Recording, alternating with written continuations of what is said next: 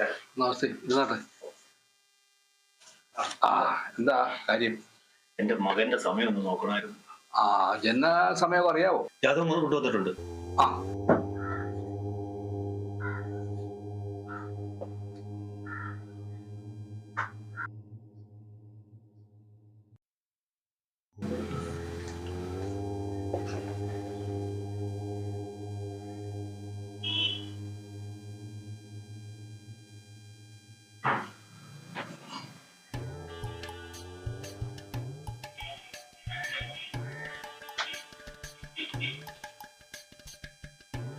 പേര് പങ്കജാക്ഷൻ.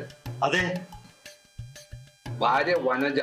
അതെ മക്കള് രണ്ടുപേരുണ്ട്, ഒരാണും ഒരു പെണ്ണും. അതെ വളരെ സത്യം. നമ്മുടെ ഭാര്യ മാതാവ് കൂടെയാണ് താമസിക്കുന്നത്. അതെ അങ്ങേക്ക് ഇതെല്ലാം എങ്ങനെ പറയാൻ സാധിക്കുന്നു?